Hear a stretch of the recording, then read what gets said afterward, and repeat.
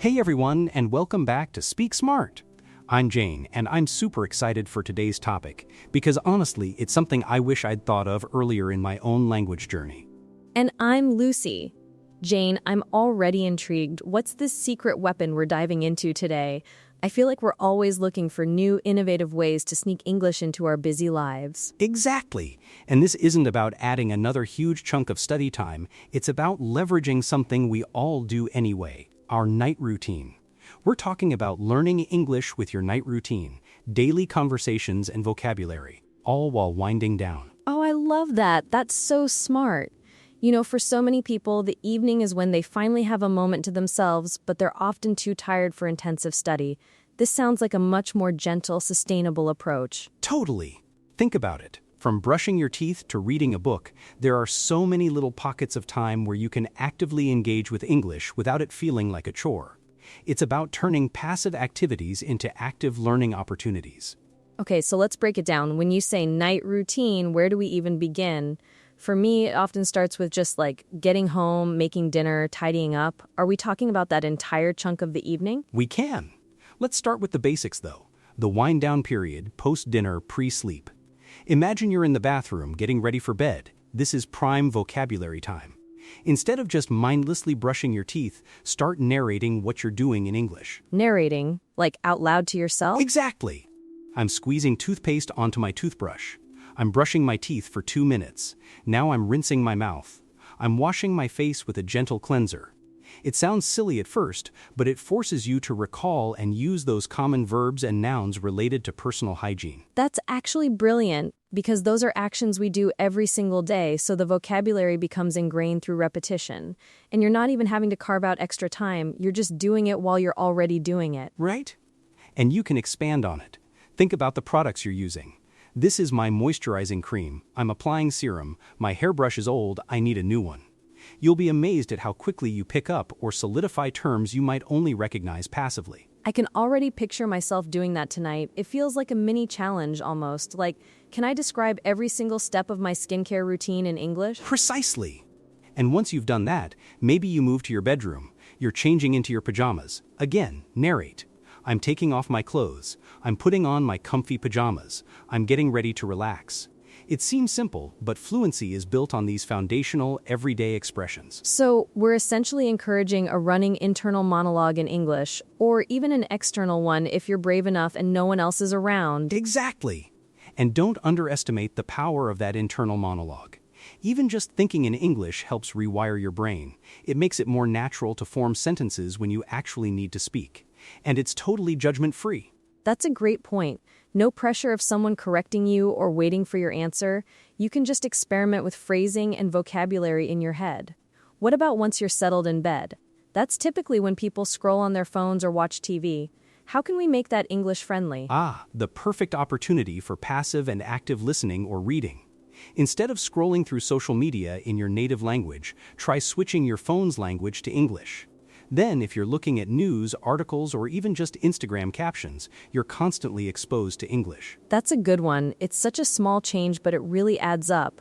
I've had my phone in English for years, and sometimes I forget it's not the default. It's just a constant, subtle immersion. Totally.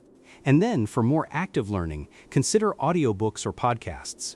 Even if you only listen for 15-20 minutes before falling asleep, it's consistent input.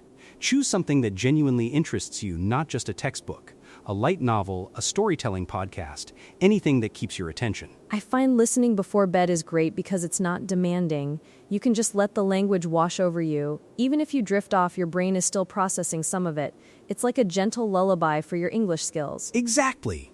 And for those who prefer reading, switch your usual bedtime book to an English one. Start with something simpler if you're a beginner, maybe a young adult novel or even graded readers. The goal isn't to perfectly understand every word, but to enjoy the story and get context clues. That's a crucial point. Don't let the fear of not understanding everything stop you.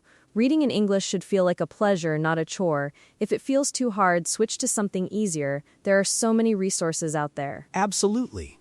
Another thing you can do, especially if you're visual, is to review some vocabulary you learned that day, or perhaps a tricky grammar point. Just a quick 5-minute flashcard session or glancing over notes. It helps cement what you've learned. Oh, I like that. It's like a daily recap. And the 5-minute rule is key. It doesn't feel overwhelming. You're not trying to cram for an exam, you're just gently reinforcing. Right. And for those who like to write, consider journaling in English. It doesn't have to be a long, eloquent entry. Just a few sentences about your day, how you're feeling, what you're looking forward to tomorrow. Today I felt tired, but I'm excited for my coffee in the morning. That's fantastic for practicing sentence structure and expressing personal thoughts. It makes English feel more personal, more yours. You're literally writing your own story in a new language. It really does. And it's amazing how much you can improve your writing skills just by consistently putting pen to paper or fingers to keyboard in English every night. You'll start noticing patterns in your own mistakes and then actively work to correct them. So we've got narrating our actions, listening to audio, reading, quick vocabulary review, and journaling. That's a solid list of activities that could easily fit into a typical hour-long wind-down period without feeling like a burden. Totally. And what about a little bit of creative visualization? Before you fall asleep, just imagine yourself having a conversation in English. What would you say? What questions would you ask? It's like a mental rehearsal. That's really interesting. So it's not just about what you do physically, but also what you think mentally, training your brain to switch into English mode even when you're just relaxing. Exactly. And for the ultimate goal, you know you're making serious progress when you start dreaming in English. That's when you know it's truly become part of your subconscious. Oh, I've had a few of those, and it's such a wild feeling. Like, wait, did I just have a full conversation with a stranger in English while I was asleep? It's a huge confidence booster, even if it was just a dream. It really is. So let's talk about some specific vocabulary that might come up during these night routines. Things we might gloss over but are really useful. Good idea. Beyond the obvious toothbrush and pajamas, what else? Okay, so when you're getting ready for bed, you might dim the lights or draw the curtains. You fluff your pillow. You tuck yourself in under the duvet or comforter. Those are some great verbs and nouns right there. Oh, fluff and tuck in. Those are perfectly natural expressions that people use all the time, but learners might not think to include them. And duvet versus comforter depends on where you are, right? Exactly. Great observation. You're settling in or snuggling up. You might set your alarm for the morning. Before bed, you could have a nightcap, which is an alcoholic drink, or more commonly, a cup of herbal tea to help you unwind. Unwind is a fantastic verb for this context. It perfectly captures that feeling of decompressing. And nightcap is a fun one to know, very idiomatic.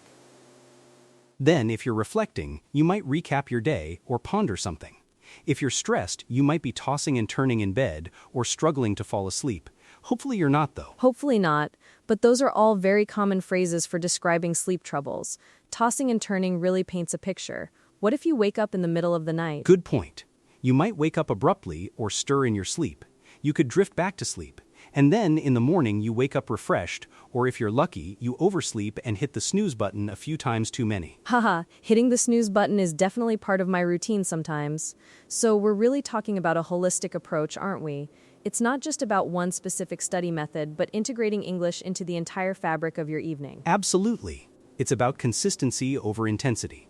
10 minutes every night consistently is far more effective than trying to do 2 hours once a week. The night routine offers that consistent, low-pressure environment. And the beauty is that it's highly customizable. You don't have to do all of these things every night. You can pick and choose what feels right for you on a particular evening. Some nights you might only have 5 minutes for internal narration. Other nights you might get a good 30 minutes of reading it. Exactly. The key is to make it enjoyable and sustainable. If it feels like a chore, you won't stick with it. Find the English activities that genuinely help you wind down and relax, and you'll be building your fluency without even realizing it. And the nightly spive last chiro of the customizable intertroply ni smaksasplition, the tilgwar noith and tinotter, it does in hota gen.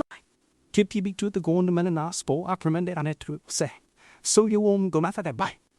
I use the Puntoak back that are other bitron. And far more when they can neighbor in the same. Yeah. Oh, to myself. Oh, what I'm trying to do. And not what I. Well, I only I think the biggest takeaway here is to be intentional with your evening. Instead of passively consuming media or just going through the motions, actively think about how you can turn those moments into learning opportunities. I couldn't agree more. And remember, every little bit counts. Every English word you think, every sentence you form, every phrase you hear or read, it all adds up. You're building that English muscle one relaxing evening at a time. So, challenge for our listeners this week. Pick just one element from your night routine and try to integrate English into it. Whether it's describing your skincare, listening to a podcast, or journaling a few lines, start small but start consistent. I love that challenge, Lucy. Let us know how it goes. You can find us on our social channels, Speak Smart English. We'd love to hear your creative ways of incorporating English into your evenings. Thanks for tuning in, everyone. Yes, absolutely. We hope this episode has inspired you to turn your nightly wind down into a productive language learning adventure. Keep speaking smart, and we'll catch you next time.